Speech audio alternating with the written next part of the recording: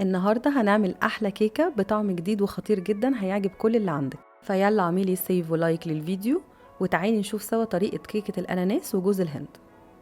في الأول هنحط 3/4 كوباية سكر بني، وبعدين 4 معالق كبار زبدة في درجة حرارة الغرفة، وبعدين هنجيب 4 بيضات هنفصل الصفار عن البياض وهنستعمل دلوقتي الصفار، وبعد كده نص معلقة صغيرة فانيليا ونقلبهم كويس بالمضرب،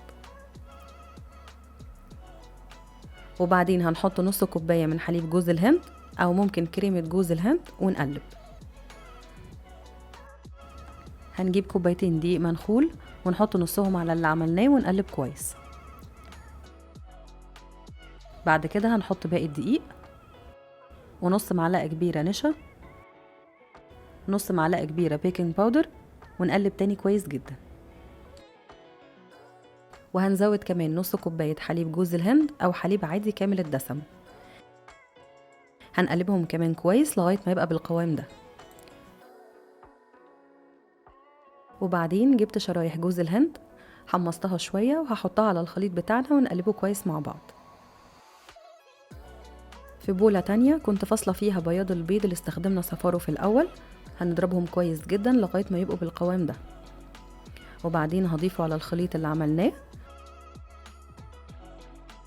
ونقلبهم بنفس الطريقة دي علشان نخلي القوام بتاع الكيكة هش وطري.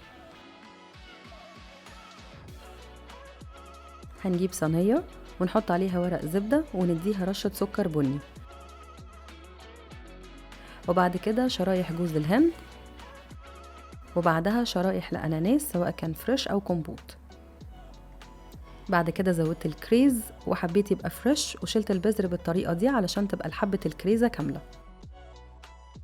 هنضيف الخليط بتاعنا فوقها ونحطها في الفرن على درجة حرارة 180 لمدة تقريبا 30 دقيقة ونستمتع بقى بريحتها الحلوة. وطبعا لازم نتأكد من التسوية بتاعتها باستخدام الخلة، ولازم تطلع معانا نضيفة كده.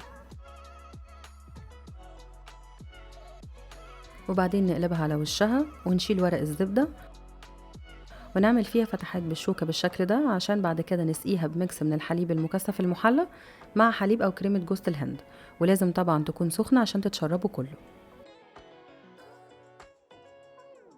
وممكن بقى علشان نديها شكل حلو نرش على وشها سكر بودرة مع إضافة شرايح اللوز وجوز الهند.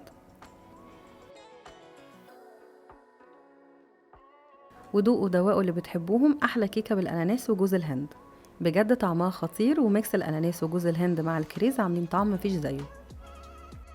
الوصفة دي لازم تعمليها وتقوليلي رأيك. وما تنسوش تعملولي لايك وشير لو انتم على انستجرام وفيسبوك وتيك توك، وتشتركوا في القناة لو انتم على اليوتيوب.